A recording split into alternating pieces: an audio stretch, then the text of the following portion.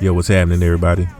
This is Huff with the Mind of Huff podcast. This is my second episode. Appreciate you checking me out. Don't forget to subscribe on my YouTube page, which is Mind of Huff on YouTube. Twitter, follow me on that. Instagram, follow me on that. That's at Mind of Huff on all social media platforms. This episode today, I want to touch base and just ask the question, what is your mental health like at these moments and times that we are going through right now? There are different things that are happening in the world. I don't really want to touch base on the aspect of what's going on with the protest and within the community of the changes that we are trying to get in the equality, of course, that we've been fighting for years. And just, that whole aspect, because that adds to the state of your mental health. But what I want to talk about is specifically just from when, Corona happened and the toll that the quarantine has taken on people and just within your own self from the start of it. And where I really want to touch base on first is, I'm a parent. I have two little kids. I have a young 6-year-old daughter and a young 4-year-old son. And they were taken out of school during spring break here in Florida. Just like I want to say maybe everybody may have been taken out during spring break or around that particular time frame. It was in March of this year, 2020. Which is still hard to believe that it's 2020. It feels like it's been it's been 3 years in 1 year. You dig? So when they were taken out of school, of course, we didn't really know how things were going to go. We're talking with friends, family, and stuff like that. And we're like, man, is they going to start school 2 weeks after spring break, or are they going to be out of school? So talking with my wife, I'm like, yo, I don't think school's going to start back. That's just how I felt about it. And lo and behold, that's what happened. So from that particular aspect, the kids being out of school, people still working full-time jobs, some people still had to go into the office. And luckily for me, and my family, we're able to work from home. So that was helpful, at that particular moment in time, because it's like, yo, we got two little kids, and it's like, man, they gonna need our attention, but we still got to work these jobs. So during that process, of course, spring break going on, everything cool, everything smooth, and then it came to the aspect like, yo, school from the start. How we gonna do this whole e-learning type of thing? And the situation that we had in our household with the e-learning thing, we really didn't necessarily like it, but it was new because there was no contingency plan in place really for any school, because this was all brand new. You dig? So we dealt with it. You dig? And in dealing with it, we seen our two kids where they were taken out of school. They had just built their confidence up, had things going for themselves, friends, they were gaining, things of that nature. Now you snatch that away from them, and it's hard for them to process that. And two, with the verity of the situation that was going on, we trying to figure out like, yo, we can't really tell them everything that's going on, because for one, they're too really young to understand and grasp the situation and the verity of the situation. So we try to keep it neutral. Still have them play outside. When we get off work, we still take them outside to go play, in the yard. Yeah, I have a big backyard and we have them go outside and play in the yard, different toys. We buying up stuff in the stores, from bikes to just little things, all these different toys and stuff like that, because we know how long this is going to last. But plus two, it was still helpful to have those things at the house. And it's just like, they see other kids and stuff like that, but they can't play. So the mental aspect of that, from a child's perspective, it makes you sad, because it's like, yo, man, I don't know what my kid's going through, and I don't really know how to explain it to them. And at the same time, they so young, they don't know how to explain how they feeling, or maybe what they feeling, because it's out of the norm. The normal has been snatched away from us, and we have to adjust, which is what, as a human, we're going to always adjust. But it's just tough, because it's like, yo, we can't really communicate with somebody face to face. The kids can't play with other kids and, be around, let alone they can't even play at the park. In my neighborhood, we have, basketball goals, pool, a park, dog park, all that little stuff, right? But you can't go to the park because it's roped off with yellow tape. And then you got some people, still going over there, whatever, but you don't know what everybody got. The cases here in Florida are high at this particular moment in time. Even before, when this thing first started, it was high. You just got to, do the best for your children and your family. You dig? So you have those things. And on top of that, you're trying to teach your children. The teachers, we had a situation where, our school that our kids are in, they would send us things in the morning time every morning, which was cool. But then it becomes difficult over time, because with you being a parent, you're still working a full-time job and trying to teach the kids, and you're waiting on what information we have to teach the children. Like, what's the lesson plan? We didn't get no syllabus. There was no structure in regards to how they wanted us to, what they wanted us to teach them at that particular moment in time. So on top of that, we still teach them the stuff that we know, the stuff that we want them to know, and things of that nature. But they still in school. They got a grading scale that they got to reach. My daughter's, having to read and learn Bible verses and things of that nature. And, when it came to my youngest one, they didn't give us no plan or nothing. So with him, after the confidence he built up, he became, he was like a little popular one in his little class and things of that nature. And now he back at the house, he chilling. He in his comfort zone. He the king of the crib. You dig? So it got to a point with him, he don't want to learn no more. He just want to, watch YouTube and be on the tablet, watch cartoons. And it's like, yo, that's not going to fly. You dig? So as a parent, you're dealing with that. And then you have your jobs, running a toll on you. You got to still go out into the world and take care of your household, as far as making sure you got groceries, making sure you got your supplies, making sure you got this with this virus going on. And you're doing this for, this started back in March here, and we're in July, right? So in all essence, it's really only been a little over maybe 4 months, but I really just meeting that 4 months. But within that 4 month time span, it feels like it's been ages. You dig? So you got that, and then you like, man, you just start to think about the worst sometimes. Your mental state just kind of goes all over the place. And then on top of that, you got to be attentive to your children. Now, this is just my situation.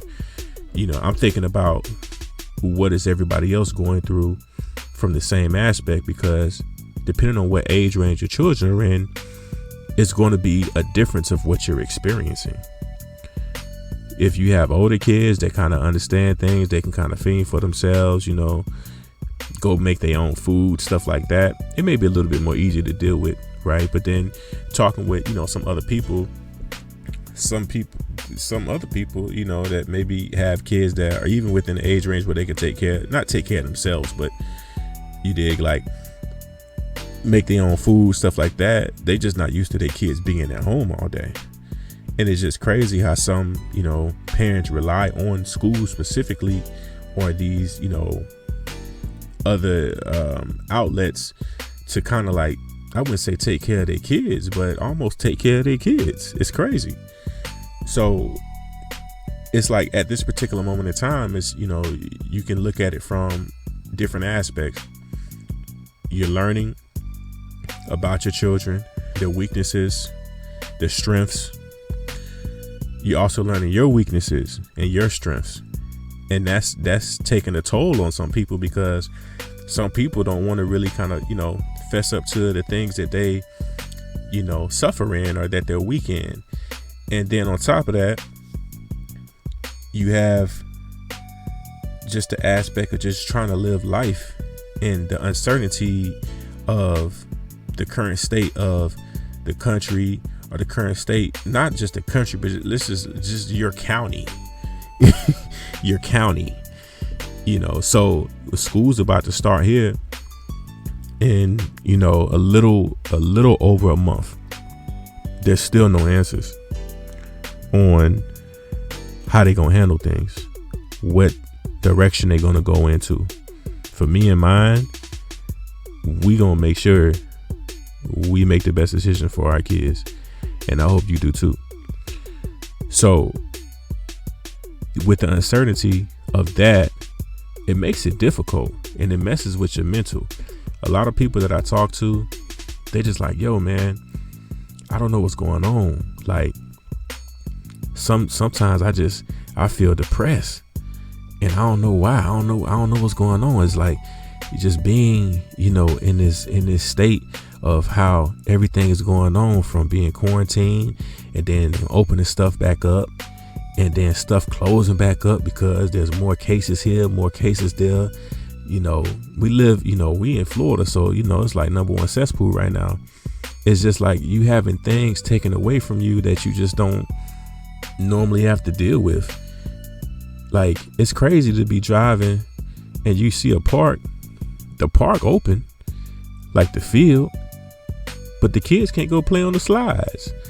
They can't go, they can't go run around and, climb on the monkey bars, and, just those little things. It's just crazy. You dig? So with you being an adult and having to deal with these different things, and there's still some people out here that had already had mental health issues. I pray for them. I think about them.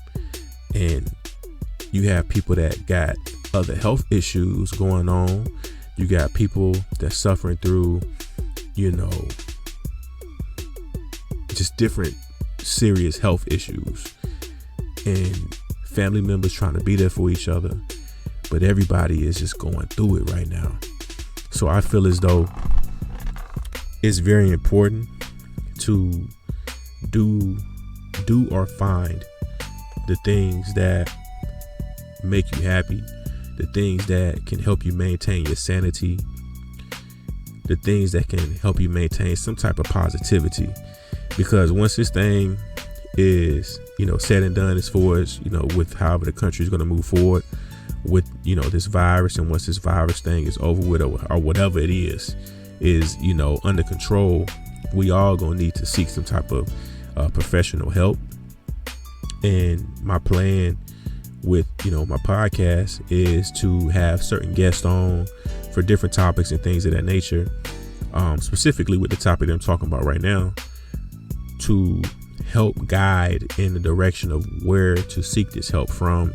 Because I don't know. I don't have the answers. I'm not an expert. I'm not a professional. I'm just a regular cat that's just trying to, speak my piece and, show my responsibility that I have to myself, to my family, to my children, to my culture, to my people. You dig?